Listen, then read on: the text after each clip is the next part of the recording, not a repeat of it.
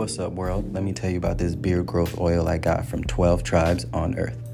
8 ounces of oily goodness with a nozzle that prevents sprays and spills, and soft ingredients that make it perfect addition to anyone's morning routine.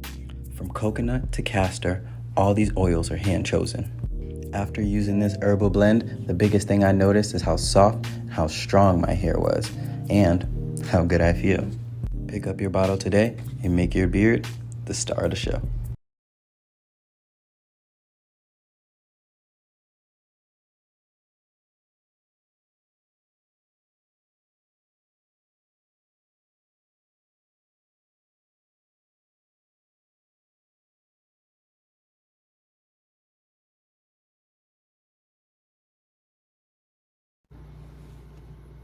You know, Elon and Donald Trump are a mess. They really, truly are, y'all. So now Donald Trump is using tariffs in order to negotiate deals for Elon's Starlink. So he's trying to get him a foot in the door in these nations in Africa, because he got rejected in South Africa. That's why he told that lie about white farmers. And now that's part of the tariff negotiation. That seems like extortion to me. Elon should not have anything to do with negotiating tariffs. Ooh, Elon and Donald Trump are two crooks. That's all they are. They are crooks. Let's get into it, y'all.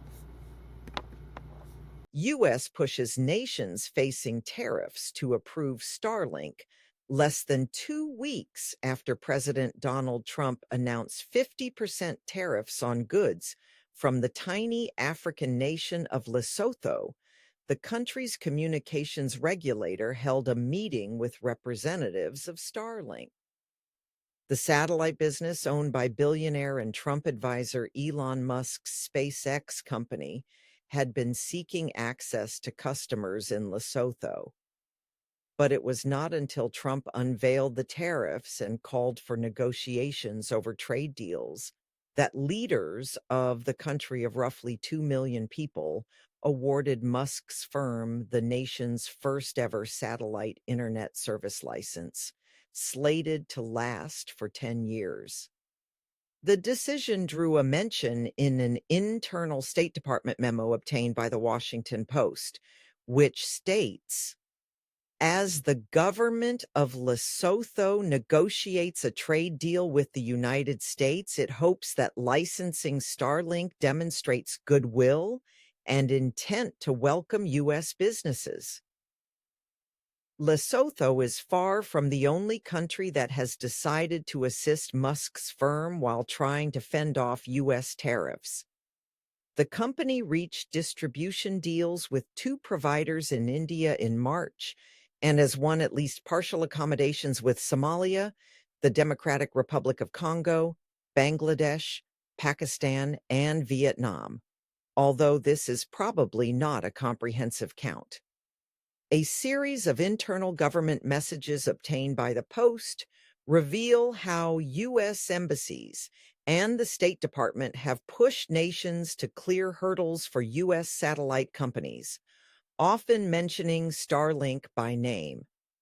The documents do not show that the Trump team has explicitly demanded favors for Starlink in exchange for lower tariffs, but they do indicate that Secretary of State Marco Rubio has increasingly instructed officials to push for regulatory approvals for Musk's satellite firm at a moment when the White House is calling for wide-ranging talks on trade. In India, government officials have sped through approvals of Starlink with the understanding that doing so could help them cement trade deals with the administration, according to 2 people familiar with the matter, speaking on the condition of anonymity to reflect private deliberations.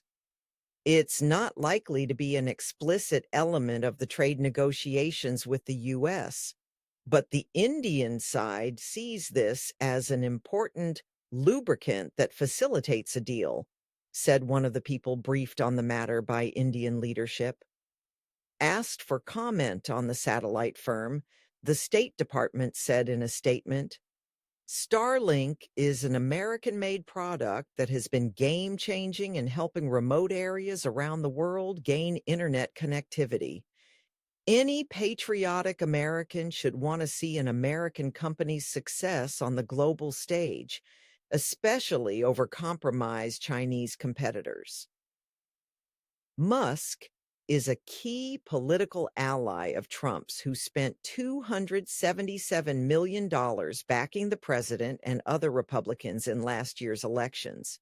And he's been working in the administration overseeing the U.S. Doge service, though he has said he'll soon step down. A White House spokesman said the administration would not abide conflicts of interest. The only consideration in the Trump administration's trade negotiations with other countries is what's best for the American people, which includes American companies succeeding at home and abroad, spokesman Kush Desai said in a statement. President Trump will not tolerate any conflicts of interest, and every administration official is following ethical guidelines set by their respective agencies. Spokespeople for India, Lesotho, and several other countries did not respond to requests for comment, nor did SpaceX.